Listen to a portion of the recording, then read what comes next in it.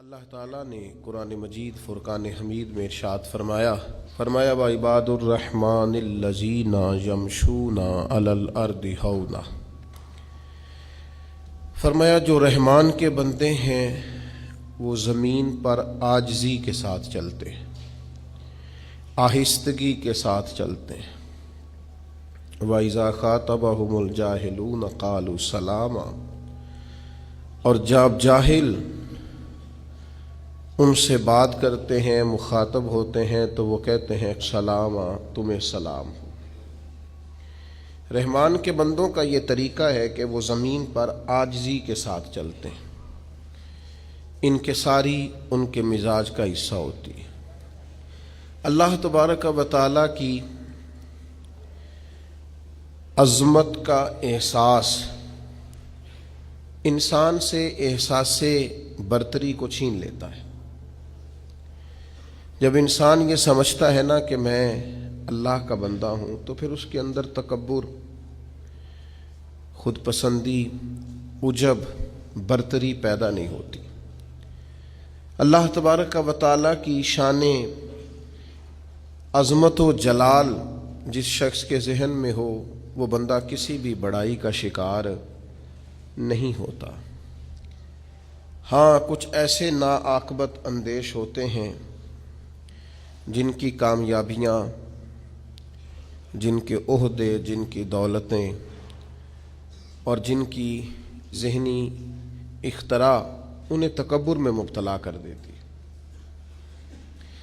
غرور کسی قسم کا بھی ہو وہ ناپسندیدہ ہوتا ہے، وہ حسن کا ہو، وہ دولت کا ہو، وہ اقتدار کا ہو، وہ علم کا ہو، وہ کسی قسم کا بھی ہو، غرور بہرحال پسندیدہ نہیں ہوتا۔ یہ ناپسندیدہ ہے۔ کیوں؟ اس لیے کہ تکبر صرف اللہ تعالیٰ کو زیبا ہے، یہ صرف اللہ کی شان ہے جو شان کبریائی ہے۔ باقی کسی شخص کو بھی کبھی بھی اس طرح کی گفتگو نہیں کرنی چاہیے، اس طرح کا لہجہ کبھی اختیار نہیں کرنا چاہیے جس سے تکبر چھلکتا ہو، جس سے کسی بھی مقام پر اس شخص کی خود پسندی نظر آتی ہو۔ ہمارے ہاں یہ ہوتا ہے کہ جن لوگوں کو یہ احساس ہو جاتا ہے نا کہ میں 4 5 10 لوگوں سے زیادہ سمجھدار ہوں، ان کی باتوں میں بھی کسی نہ کسی جگہ پہ غرور چھلکنے لگتا ہے۔ جن کو یہ احساس ہونے لگتا ہے کہ شاید 10 20 لوگوں میں میرا رنگ زیادہ گورا ہے اور مجھے بعض لوگ زیادہ خوبصورت جانتے ہیں، تو کہیں نہ کہیں وہ بھی اپنی گفتگو میں لوگوں کے نین نقش پر تبصرے شروع کر دیتے ہیں۔ چند گھڑیوں کے لیے، چند سالوں کے لیے، چند مہینوں کے لیے جن لوگوں کو اونچی کرسیاں مل جاتی ہیں، ان کو بھی نیچے بیٹھے لوگ بعض اوقات اپنے سے چھوٹے نظر آنے لگ جاتے ہیں۔ یاد رکھیے گا، حدیث قدسی ہے، مسند امام احمد بن حنبل میں موجود ہے۔ اللہ تعالیٰ کے لیے جب ہم کوئی ایسا لفظ استعمال کرتے ہیں نا، اللہ کے ہاتھ، اللہ کا لباس، تو اس سے مراد مثال دینا ہوتا ہے، باقی اللہ تعالیٰ ان سب چیزوں سے بے نیاز ہے جو اس کی شان کے لائق۔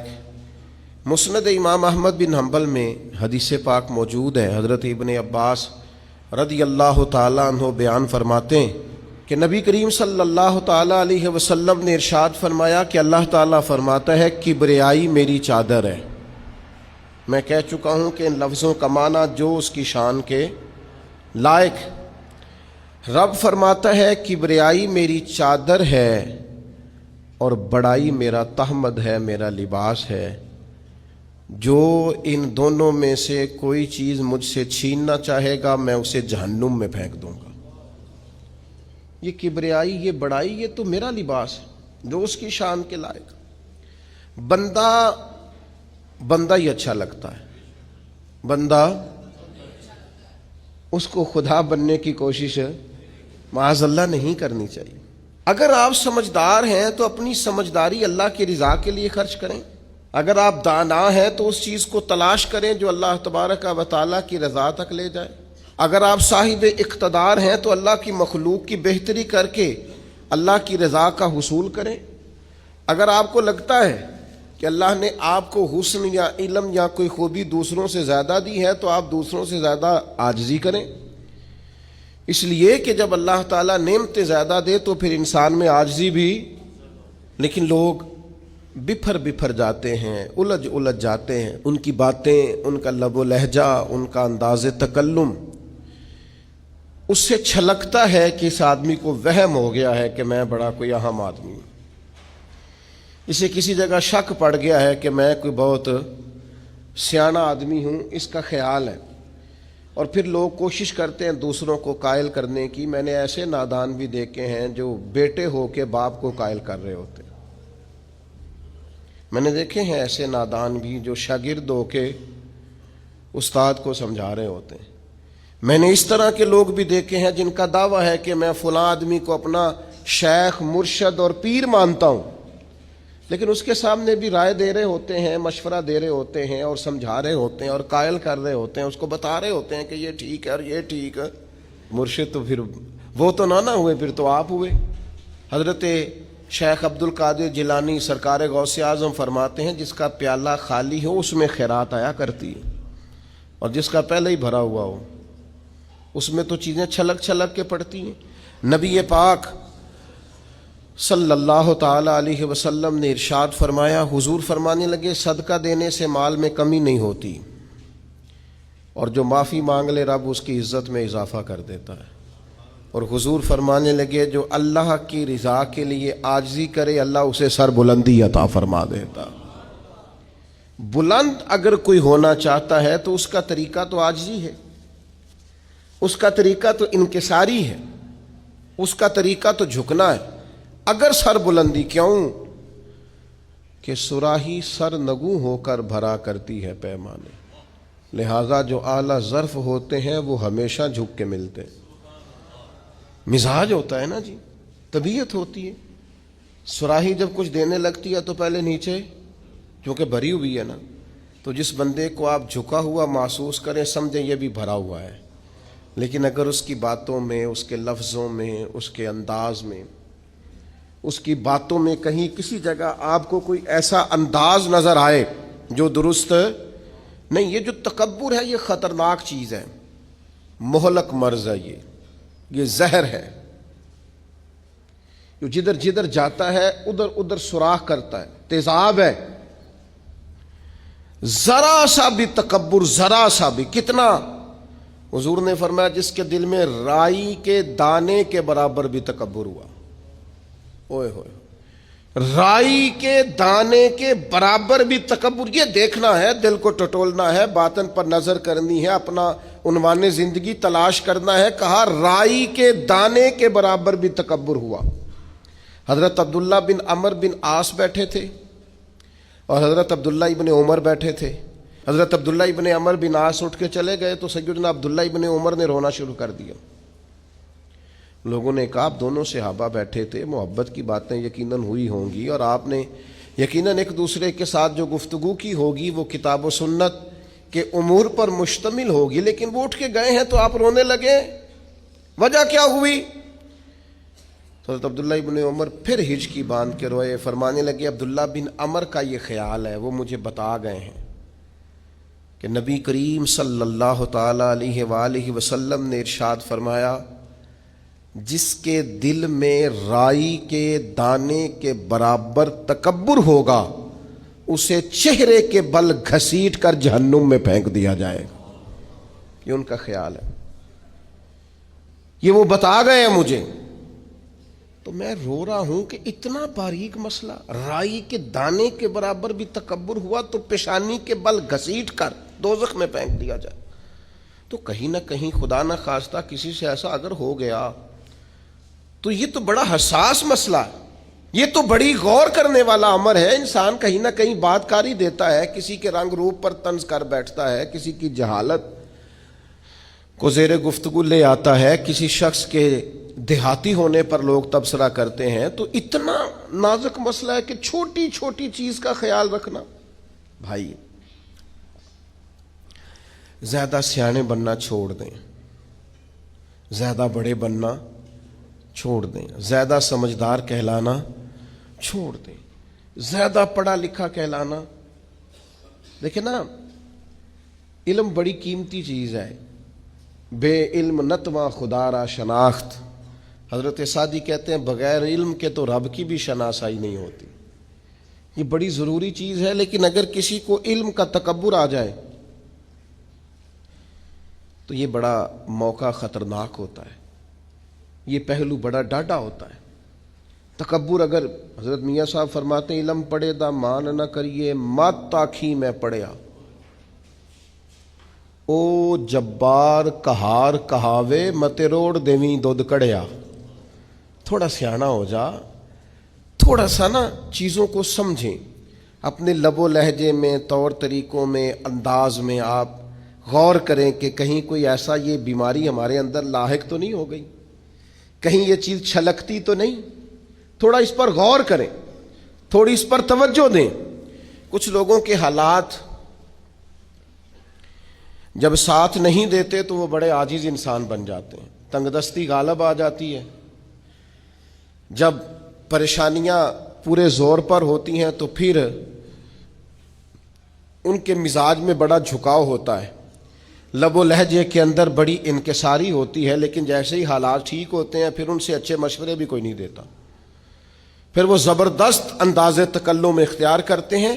ذرا شان مصطفیٰ کریم تو دیکھیے گا، نبی کریم علیہ السلام خود بیان کرتے ہیں، حضور فرماتے ہیں اگر میں چاہوں تو میرے ساتھ سونے کے پہاڑ چلا کریں، یہ میرے ساتھ ساتھ قدم بقدم رہیں، جتنا سونا چاہوں بانٹوں تقسیم کروں، میں چاہوں تو سونے، یہ شان ہے۔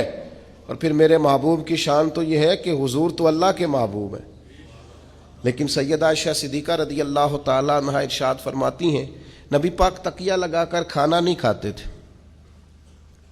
حضور فرماتے تھے میرا دل کرتا ہے میں اس طرح کھانا کھاؤں جیسے ایک عام بندہ کھانا کھاتا ہے، اور میرا دل کرتا ہے میں اس طرح بیٹھوں جس طرح ایک عام آدمی بیٹھتا ہے، کوئی امتیاز، کوئی تقسیم۔ میں بڑا چھوٹا آدمی ہوں، اللہ مجھے معاف کرے، میرے اسا فرمایا کرتے تھے چودھری صاحب کا پیر کوئی نہیں ہوتا، مالدار کا پیر اور پڑھے لکھے آدمی کا پیر یہ خود پیر ہوتے ہیں، جدے کر دانے او دے کملے بھی، پیسے جو پاس ہیں اور ڈگریاں پاس ہوں تو پھر بھی، اور علماء مجھ سے ناراض نہ ہو جائیں تو حضرت صاحب فرمایا کرتے تھے علماء خلیفے ہوتے ہیں، مرید نہیں ہوتے، یہ خلفاء ہوتے ہیں۔ یہ مرید تو وہ ہوتا ہے جو بیچارہ انکساری کے ساتھ پیچھے ہوتا ہے کہ میں کچھ سیکھ لوں۔ تو اگر اللہ تعالیٰ کسی وقت انسان کو شان دے، امام فخر الدین رازی فرماتے ہیں دیکھیے نا، ایک ہے انسان کے حالات بڑے کمزور ہیں تو وہ عاجزی دکھا رہا ہے، انکساری، اور ایک یہ ہے کہ پوری بلندیاں اللہ نے دی ہیں، ایک دفعہ پورا عروج اللہ نے عطا کیا ہے لیکن پھر بھی اس میں عاجزی رہے، انکساری رہے۔ اس کا مطلب یہ ہے کہ وہ بندگی کر رہا ہے، وہ جھکا ہوا ہے۔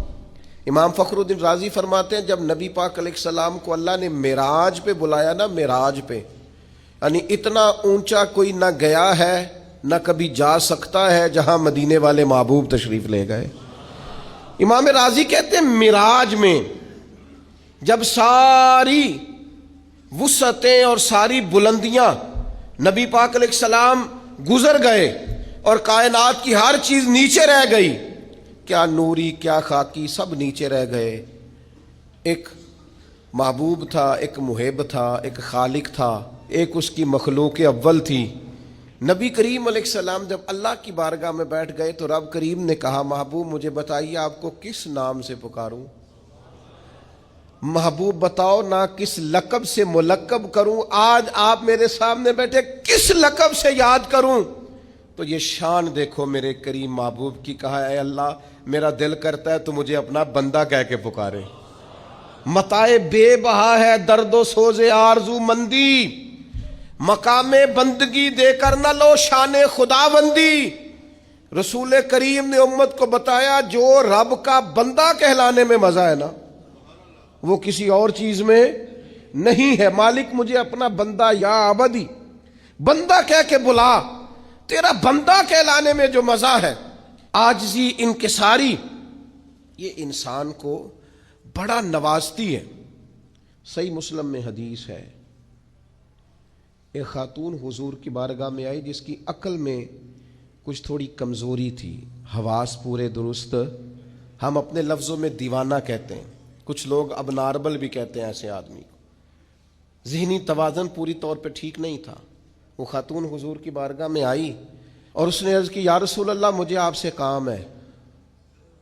تو نبی پاک علیہ السلام نے فرمایا تو مدینے کی جس گلی میں کہے گی میں کھڑے ہو کے تیری بات سننے کو تیار ہوں. وہ حضور کو لے گئی ایک کونے میں، لے جا کے اس نے اپنی ساری بات سنائی اور مدینے والے محبوب نے ساری بات سنی. ایک طرف شان یہ ہے کہ محبوب معراج کی بلندیوں پر اللہ کے قرب خاص میں بیٹھے ہیں، اور دوسری طرف حال یہ ہے، آج یہ ہے کہ ایک وہ امت کی خاتون جس کا ذہنی توازن ٹھیک نہیں ہے، مدینے کی گلی میں کھڑے ہو کے کریم اس کی باتیں بھی سن رہے ہیں. جب اللہ تعالیٰ شانیں عطا کرے، بلندیاں عطا کرے، تو پھر انسان کو تھوڑا سا سمجھنا چاہیے. اچھا ایک وقت ایسا آتا ہے جب کچھ لوگ بندے کو تکلیف دیتے ہیں، پھر ایک ٹائم ایسا آتا ہے وہ تکلیف دینے والے اس کے سامنے آ کے بیٹھ جاتے ہیں، عاجزی کرتے ہیں. مکے والوں نے بڑی تکلیف دی، پھر بدر والے دن وہ قابو آ گئے، گرفتار ہو گئے. اب آپ کو پتہ ہے بندے کے جب وہ بندہ قابو آ جائے نا، جس نے تکلیف دی ہو، تو لوگ دانت پیستے ہیں، شدید غصہ کرتے ہیں کہ آیا نا اب میری داڑھ کے نیچے، اب دیکھنا میں حشر کیا کرتا ہوں. سخت ترین سزا دینے کو جی چاہتا ہے، لیکن مکے والے قیدی بن کے آئے تو نبی پاک نے نہ ان کی آنکھیں نکالی، نہ کان کاٹے، نہ قتل کیا، بلکہ معمولی سا فدیہ فرمایا یہ دو جرمانہ اور جاؤ. اور صحابہ سے کہا ان قیدیوں کو اپنے اپنے گھروں میں لے جاؤ اور ان کی خدمت کرنا. وہ قیدی بتاتے ہیں کہ قربان جائیں اس حسن سلوک پر کہ جن کے گھروں میں ہم قیدیوں کو رکھا گیا تھا وہ خود کھجوریں کھا کے گزارا کرتے تھے، ہمیں کھانے کھلایا کرتے تھے، خود کھجور پانی پر گزارا کرتے تھے. ایک شخص ان میں تھا، ابو ایذا اس کا نام تھا، وہ شاعر تھا. اس نے نبی پاک علیہ السلام کی خدمت میں عرض کی یا رسول اللہ میری 5 بیٹیاں ہیں، میں فدیے کی رقم بھی کوئی نہیں دے سکتا، اگر آپ مجھے ویسے ہی آزاد کر دینا تو نہ آج کے بعد اسلام کی مخالفت کروں گا نہ کسی اور کو ابھاروں گا. یہ 5 بیٹیوں کی بات کرنے والا بندہ یہ پہلے تلوار لے کے آیا ہے مسلمانوں کے خلاف لڑنے، یہ پھول لے کے نہیں آیا، یہ تلوار لے کے پہلے لڑنے آیا ہے. اب جب قابو آ گیا تو کیا کہہ رہا میری 5 بیٹیاں ہیں. تو سوال یہ کھڑا ہوتا تھا کہ بھائی جب تو مسلمانوں کے خلاف تلوار لے کے نکلا تھا، نیزے لے کے آیا تھا، اسلحہ باندھ کے آیا تھا، تب تیری 5 بیٹیاں نہیں تھیں؟ قابو آ گیا تو کہتے 5 بیٹیاں اور میں فدیہ بھی نہیں دے سکتا، جرمانہ بھی نہیں دے سکتا، آزاد کر دیں. پر کھڑا ہے نا رسول رحمت کے سامنے، یا رسول اللہ مجھے معافی دے دے، تو حضور مسکرا کے فرمانے لگے ٹھیک ہو گیا، جا میں نے معافی دے دی، ختم ہو گئی بات. یہ وہ عاجزی انکساری کے پہلو ہیں جو نبی کریم صلی اللہ تعالی علیہ وسلم نے ہمیں سکھائے ہیں. میرے عزیزو، فتح جب ہوئی نا مکے کی تو بہت بڑی فتح تھی. خود قرآن نے کہا اذا جاء نصر اللہ والفتح ورأیت الناس يدخلون فی دین اللہ افواجا. بہت بڑی فتح تھی، لیکن صحابہ فرماتے ہیں فتح مکہ تاریخ انسانیت کا بہت بڑا معرکہ تھا. پر ہم نے یہ حال دیکھا کہ نبی کریم علیہ السلام جب مکے میں داخل ہو رہے تھے تو سیاہ رنگ کا امامہ باندھا ہوا تھا اور گردن جھکی ہوئی تھی، اور اتنی گردن مبارک جھکی ہوئی تھی کہ لگتا تھا اونٹ کے کجاوے سے جا لگے. عاجزی سے، انکساری سے، جیسے جیسے پھل لگ جاتا ہے درخت ویسے ویسے جھک جاتا ہے. تو جب اللہ تبارک و تعالیٰ کسی شخص کو عروج دے، حالات اچھے کرے، تو پھر اسے کیا کرنا چاہیے؟ ایک خاص پہلو آپ کی خدمت میں عرض کرنا ہے. کچھ لوگوں سے نا لوگ پیار کرتے ہیں. وہ چراغ گولڑا نے کہا تھا خدا کا شکر زمانے کی قدردانی ہے، ہم جوان بھی نہ ہوئے تھے کہ پیر کہلائے. کچھ لوگ ایسے ہوتے ہیں جو کہیں صاحبزادے ہوتے ہیں، کہیں، ان سے لوگ عقیدت کرتے ہیں. خدا کا شکر زمانے کی قدردانی. لیجیے جو پیر ہے نا، یہ فارسی کا لفظ ہے، پیر بوڑھے کو کہتے ہیں اصل میں. ہمارے عرف میں پیر رہنما کو کہتے ہیں، لیکن پیر بیسیکلی بوڑھے آدمی کو کہتے ہیں. تو پیر نصیر الدین کہتے ہیں کہ خدا کا شکر زمانے کی قدردانی، ہم جوان بھی نہ ہوئے تھے کہ پیر کہلائے. ایسا ہوتا ہے کئی دفعہ.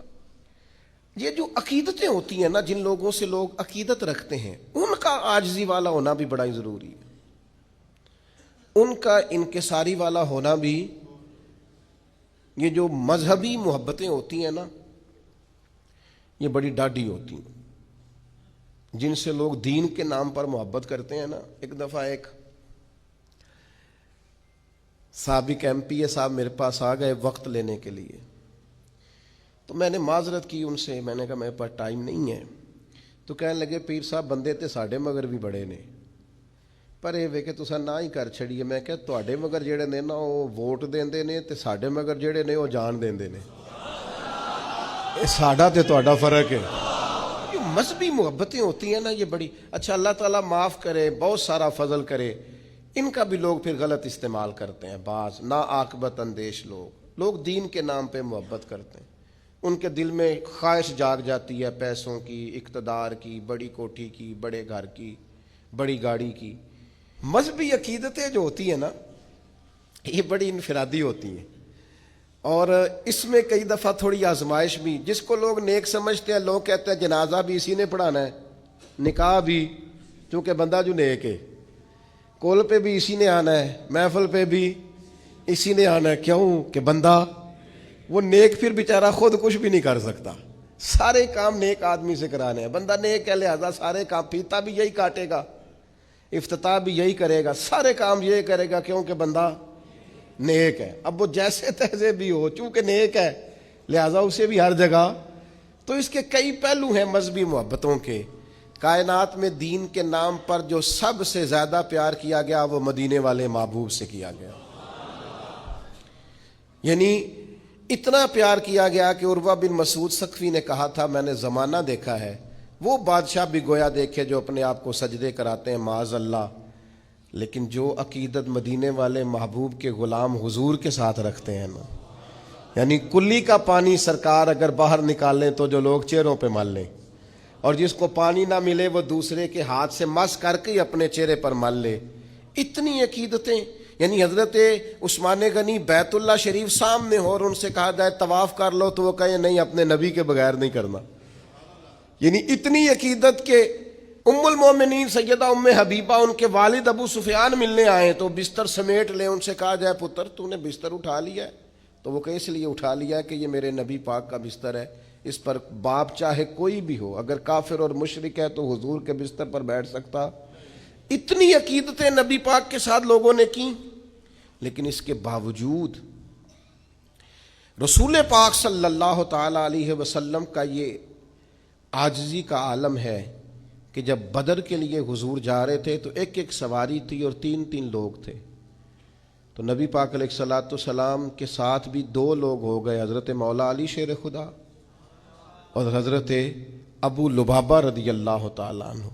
تو طریقہ کار یہ تھا کہ تینوں لوگ باری باری سوار ہوتے، دو پیدل چلتے، ایک سوار ہوتا۔ حضرت ابو لبابہ رضی اللہ تعالیٰ عنہ سوار ہوئے، مولا علی سوار ہوئے، پھر میرے نبی کریم سوار ہوئے۔ جب باری آئی حضور کے پیدل چلنے کی تو غلاموں نے کہا یا رسول اللہ ہمارا نہیں دل کرتا آپ پیدل چلیں، آپ بھی سواری پہ بیٹھیں۔ تو پتہ ہے حضور نے کیا فرمایا؟ فرمایا نہ تو تم مجھ سے زیادہ طاقتور ہو، اور نہ ہی ایسا ہے کہ تمہیں اللہ سے ثواب زیادہ لینا ہے، مجھے لینا نہیں، مجھے بھی اپنے رب سے اجر لینا ہے۔ جس طرح تم پیدل چلے ہو میں بھی اسی طرح پیدل چلوں گا۔ یہ عقیدت، محبت، الفت اپنی جگہ پر وہ کوئی کر رہا ہے، لیکن سرور کائنات علیہ السلام نے جواب میں عاجزی کر کے دکھائی، انکساری کر کے۔ صحابہ جانے لیے حاضر ہیں، حضور جو آپ حکم کرے ابرو کے اشارے پر ہر چیز قربان ہے۔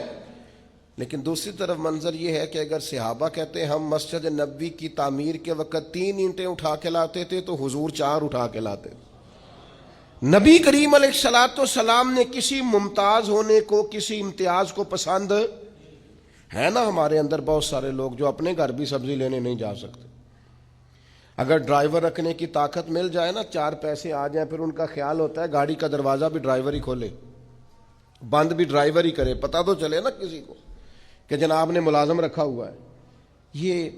یہ چیزیں انسان کو مشکل میں ڈال دیتی ہیں، اس کی تکالیف بڑھ جاتی، اس میں آزمائش آ جاتی، حالات کا تناظر کچھ اور کا کچھ اور ہو جاتا ہے۔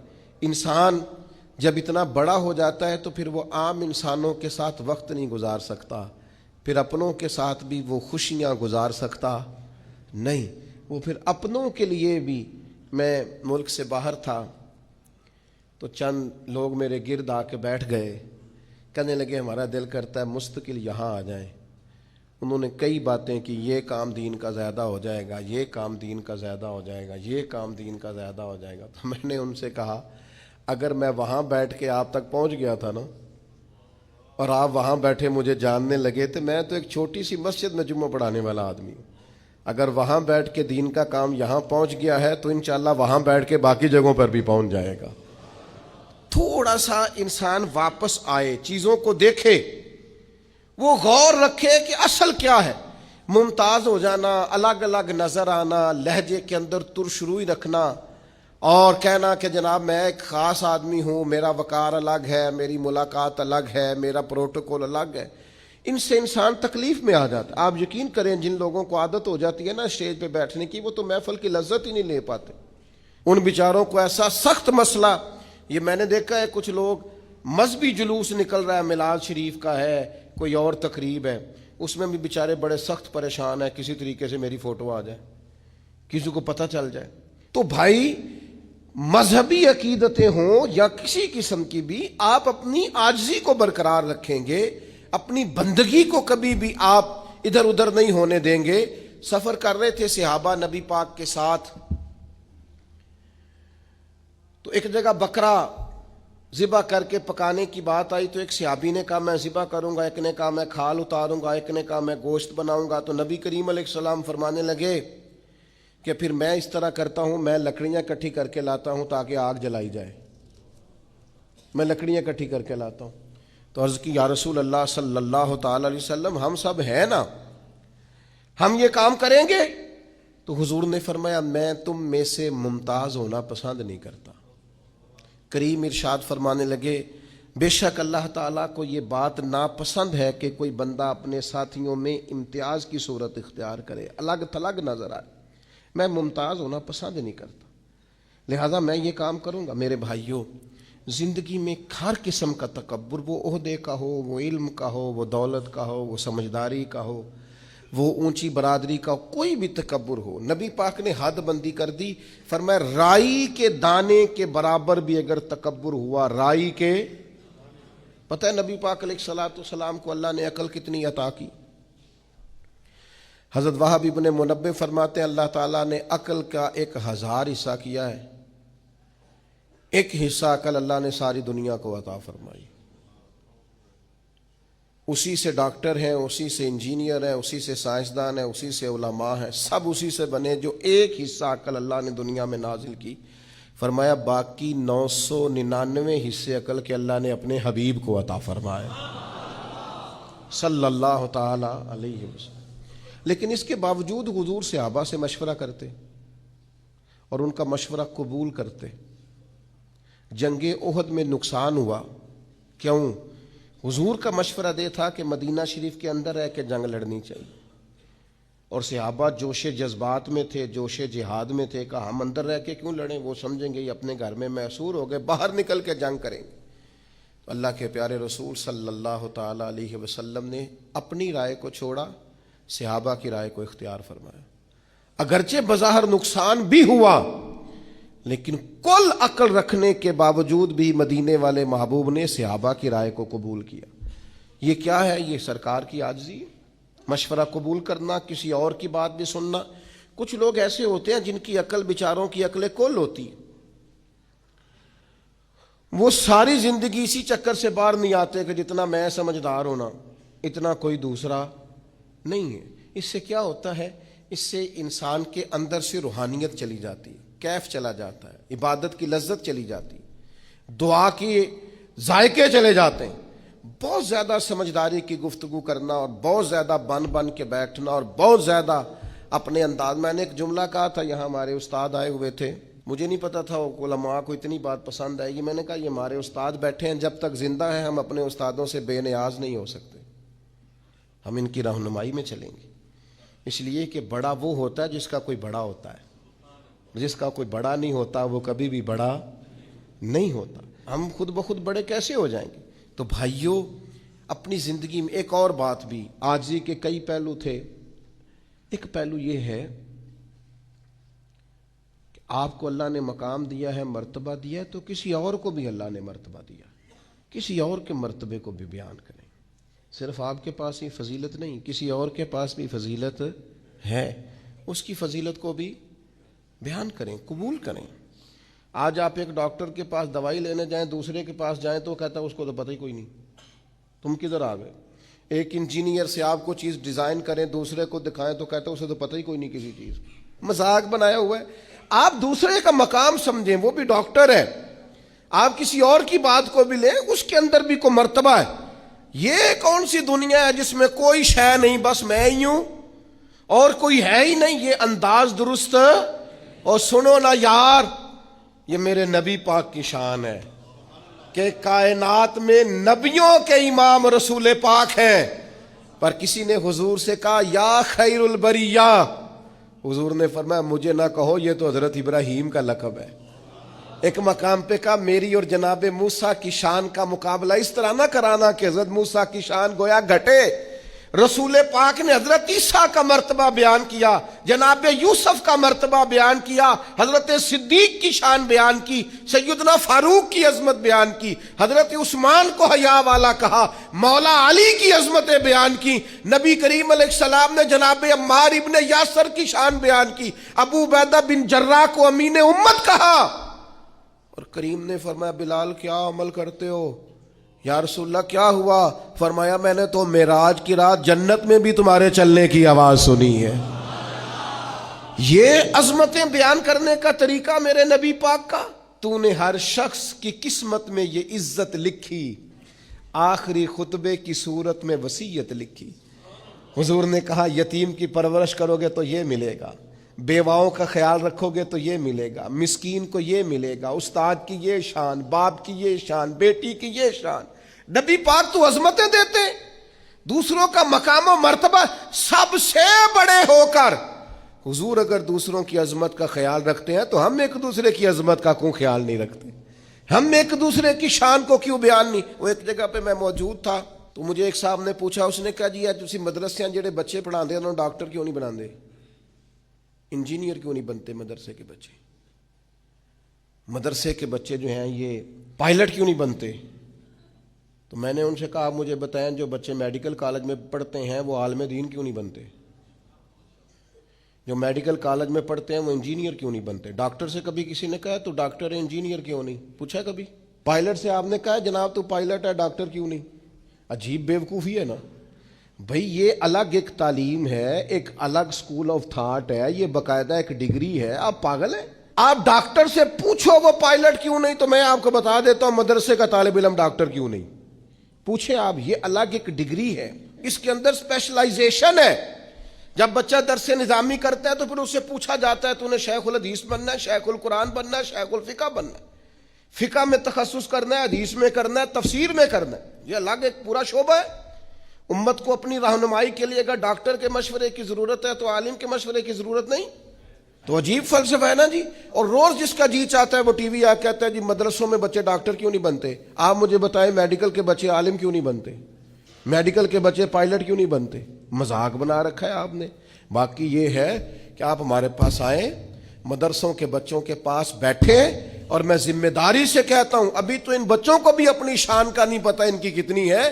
آپ ان کے پاس آ کے بیٹھیں، انشاءاللہ کسی ڈاکٹر سے کم نظر نہیں آئیں گے، کسی لیکچرار سے چھوٹے نظر نہیں آئیں گے، انشاءاللہ یہی چراغ جلے گا تو روشنی ہوگی۔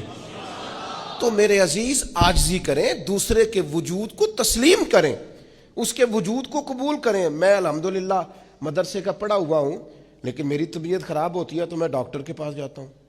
میں نے کبھی نہیں کہا کہ مجھے ڈاکٹر کی ضرورت نہیں، مجھے ہے۔ یہ ہم نے تعمیرات کی ہیں تو آپ نے باقاعدہ نقشہ نویس بلایا ہے، نقشہ نویسوں کے ساتھ میٹنگ کی ہے، جس کی ضرورت ہے اس کو بلایا ہے۔ ہر شعبے کا بندہ اس کی قدر کریں، اس کا احترام کریں، بلکہ وہ شخص جو صرف ایک سوئچ لگا دیتا ہے نا، جس کو آپ الیکٹریشین کہتے ہیں، اوے کہہ کے آواز دیتے ہیں، شان اس کی بھی بڑی زیادہ ہے، اس لیے کہ اگر وہ روشنی نہ کرے تو پھر بھی نظام چل سکتا تو زندگی میں عاجزی کریں، دوسروں کے وجود کو قبول کریں، تھوڑا سا اپنی ذات سے اوپر اٹھ کے بھی سوچیں، سارے محکمے ہی ہمارے ہیں، سارے ادارے ہی ہمارے ہیں، ان سب سے پیار کریں، کسی کے بارے میں اپنی رائے کو کبھی کمزور نہ کریں۔